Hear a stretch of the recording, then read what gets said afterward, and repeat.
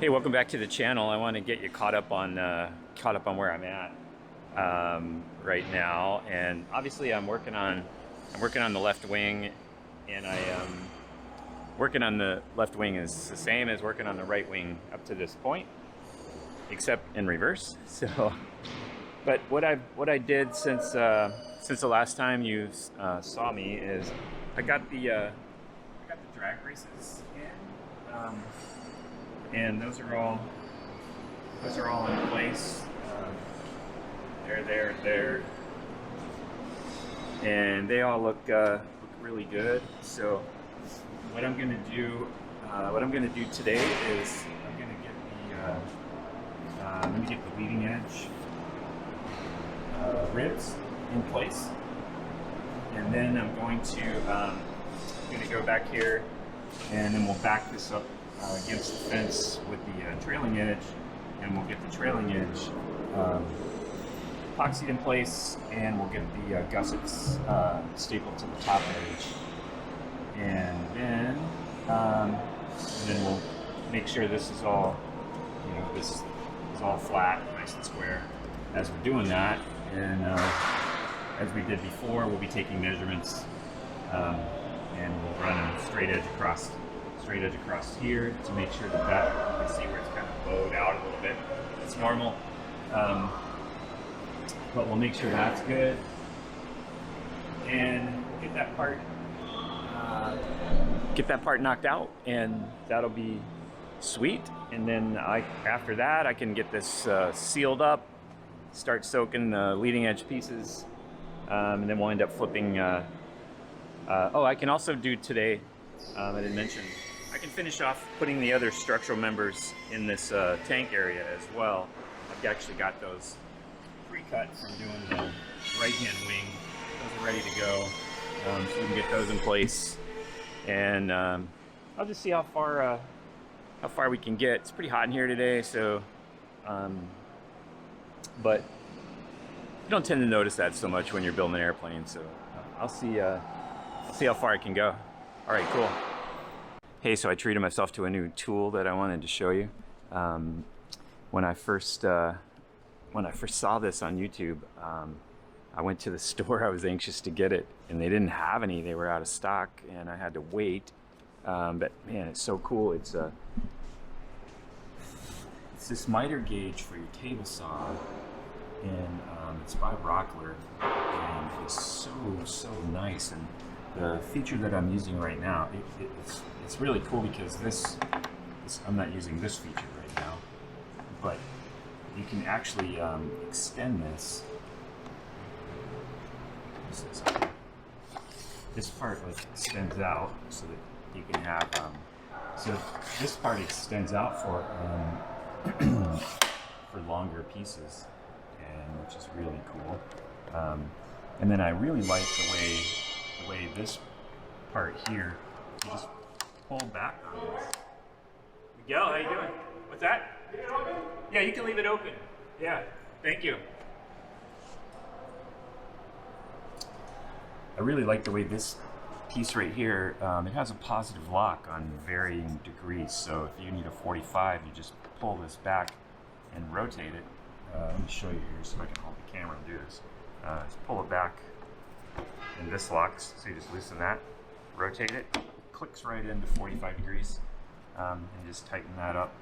You have a really nice pushing handle.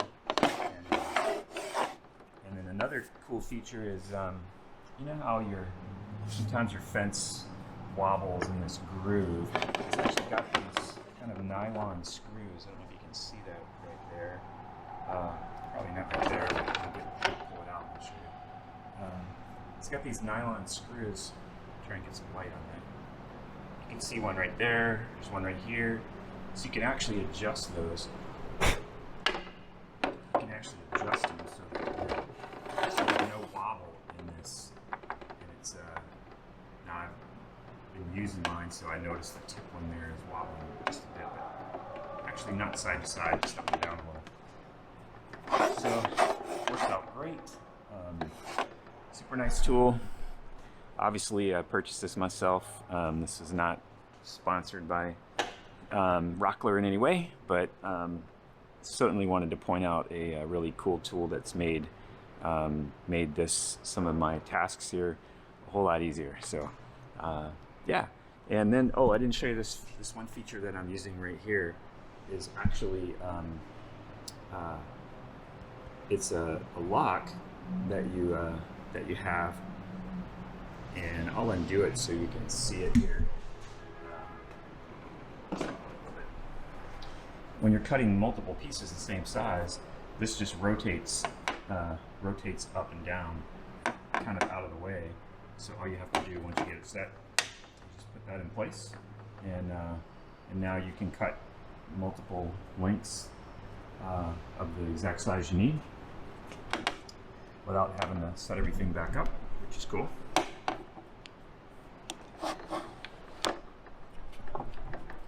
Which is what I was doing right now. I've got I was just cutting some of these pieces here that you use that are actually going to get epoxy to these nose ribs before they get attached to the wing. And those I've already cut these, but I've got a couple more, so I'll get those cut, and we'll keep cruising here.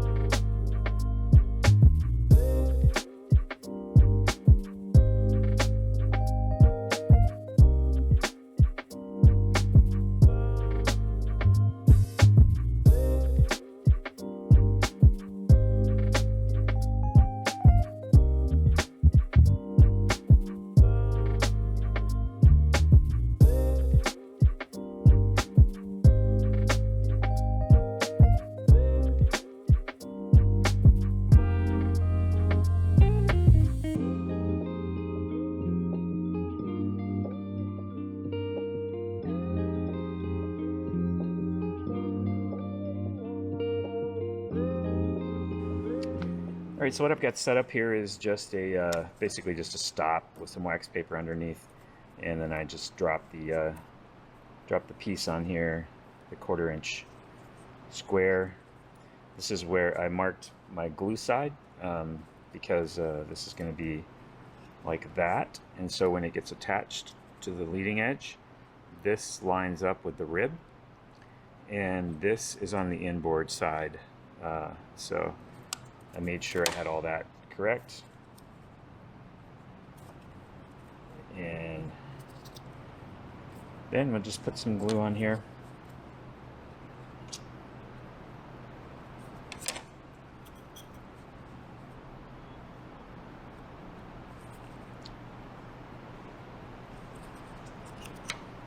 Put it down, glue on here.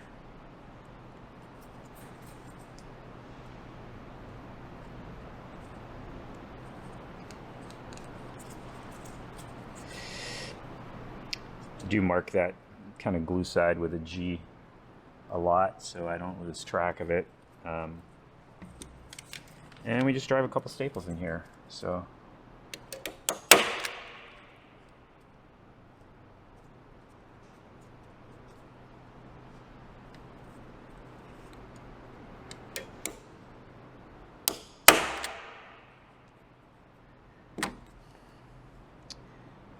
all right, so that one's ready.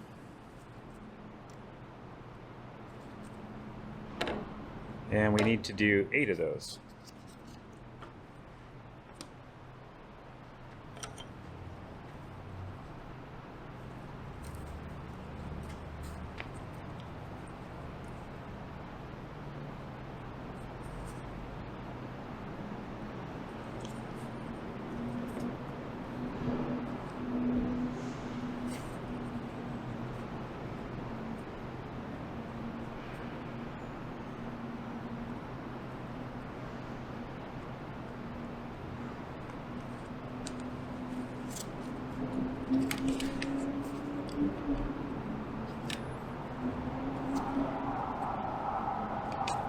Just making sure it's flush with the bottom here, and then once it's all dry, before we put the leading edge on, I'll just sand the top edge corner just a little bit.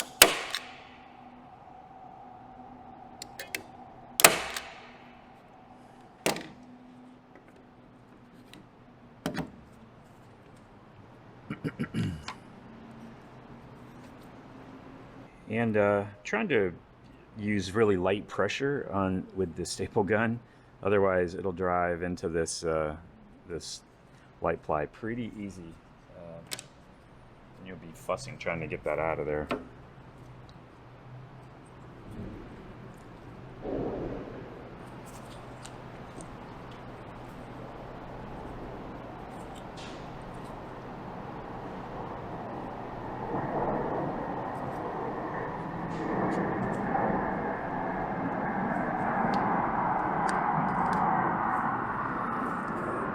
F-18s that are working out of Long Beach today, so you can actually, maybe you can hear those on the camera.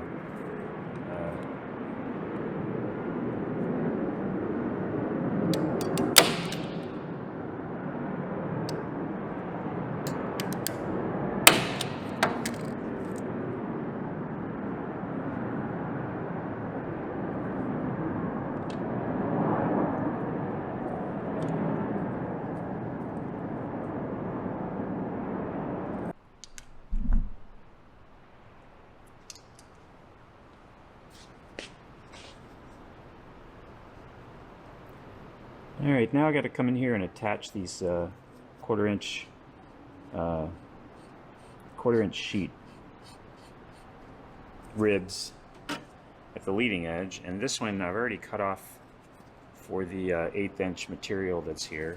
So when this fits on there, obviously there's an 1/8 of an inch at the top, and then fits on at the bottom. There's none at the bottom, so you just have to remove this, and all I did was just set it up against here like that, and then I made a line on the inside, and then when you cut it, you just make sure you leave your line, then you know you've got an exact measurement. So as is typical, I apply the epoxy to both surfaces, so just to make sure I have no dry joints anywhere. This guarantees it for me.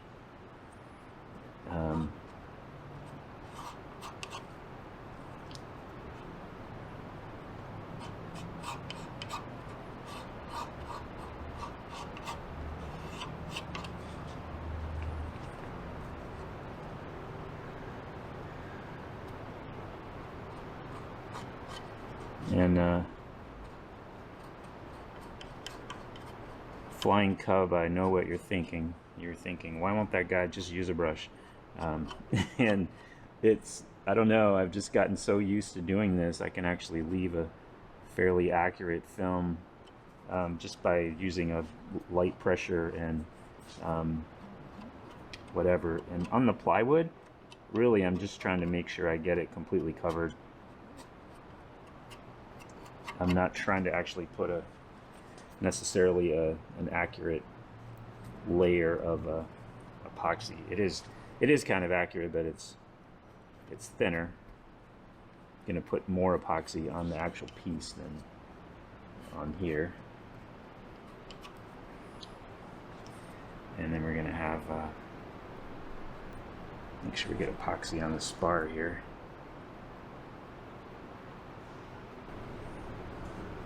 Now I am gonna route for these. I'm gonna route for where the support brackets come through. I'm gonna actually do that after I get this 1/4" piece on later, so I'm not gonna do that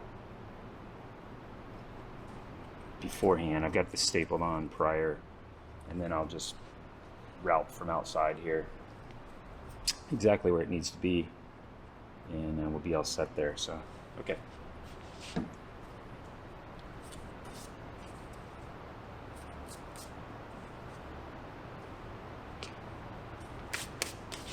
And just gonna need a piece of sandpaper here. Just gonna lightly scuff up this inside edge with a very dirty piece of sandpaper. Get a clean one. I feel a lot better about that.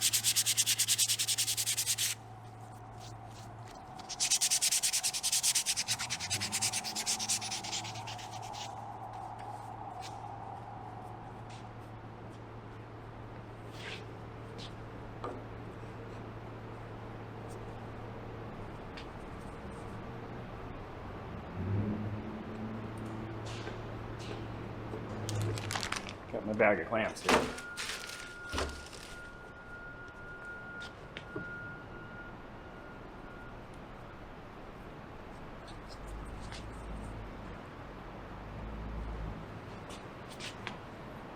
Alright, we're just going to get this right where we want it.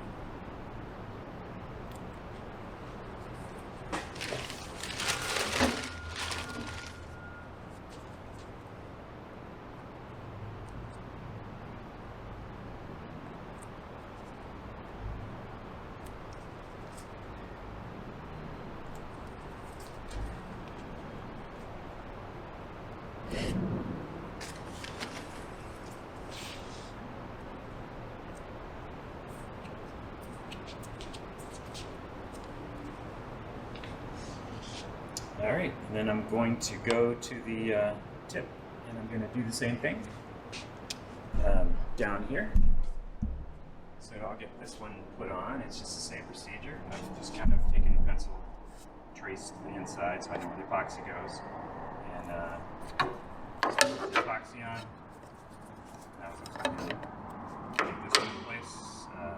This one, of course, doesn't require any trimming because there's no doubler here. So I'll get this one, I'll get that one in place, and then we'll go on to the next step. I think I've got to make a leading edge piece, F18s again. Got to make a leading edge piece, so I'll have to go out and I'll have to figure out which piece of wood I'm going to use to do that, and then we'll get that cut so we can get that fit in here, and then we'll keep going here. All right. So I'm installing this leading edge the same way that I did the same way I did the other one. And what the plan is I've got a piece of 3/4 that I've clamped where the spars are to just make sure that I want to make sure that this stays straight when I cut this piece, which I already did. So I've got a nice straight line from spar to spar and across the leading edge. I didn't show you that part on the wing, but it just helps a lot if I can attach it.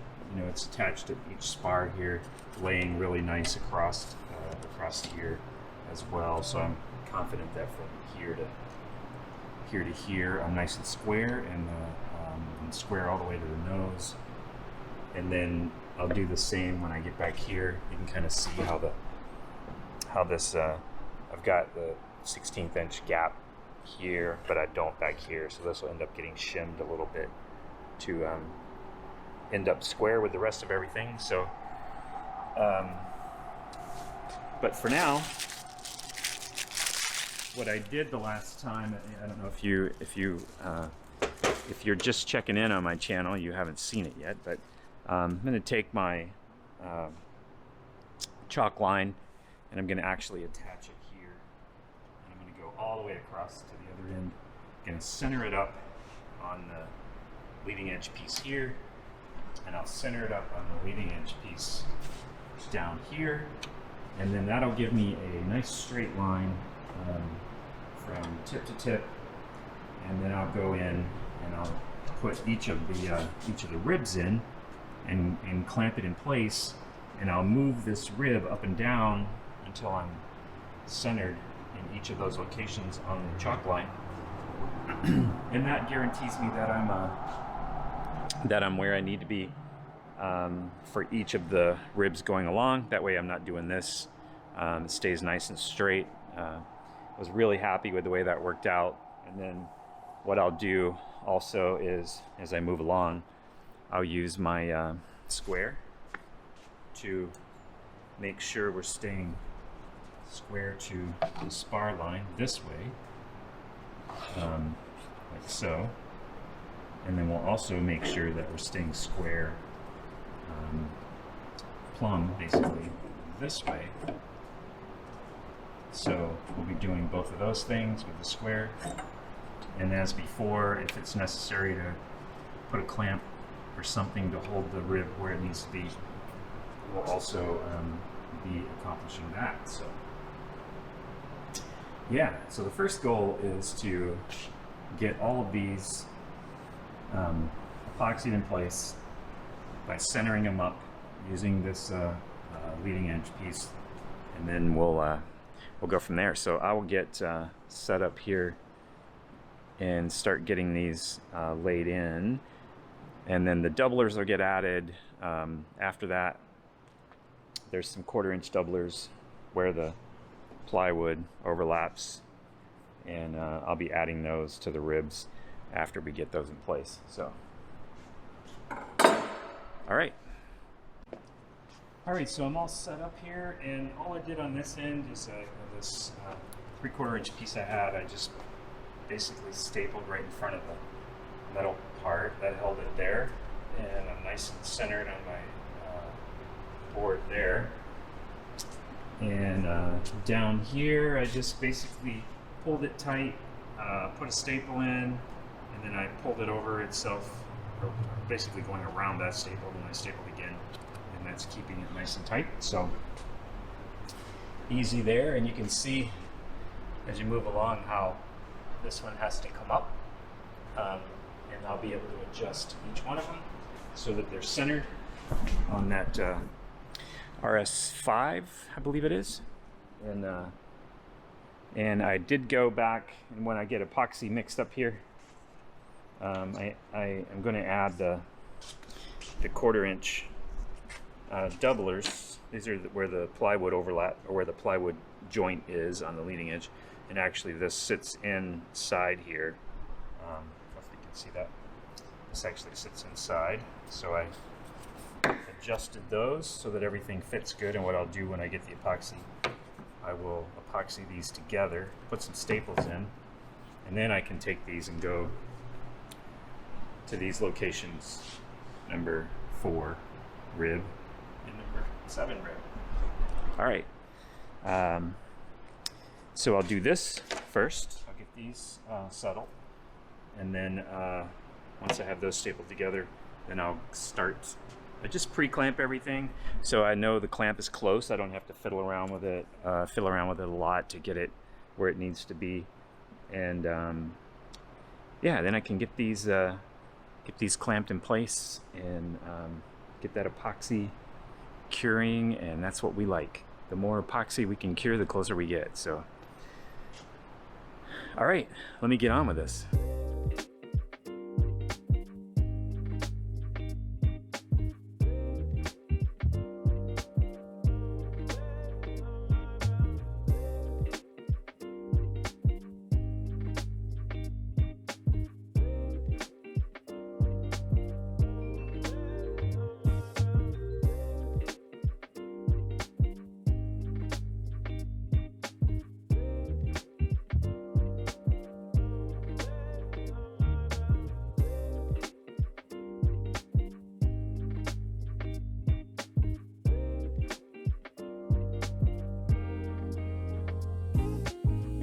Okay, so I've got that all set up, and everything is clamped in place and squared and plumbed, and all of the leading edge material is on the center line.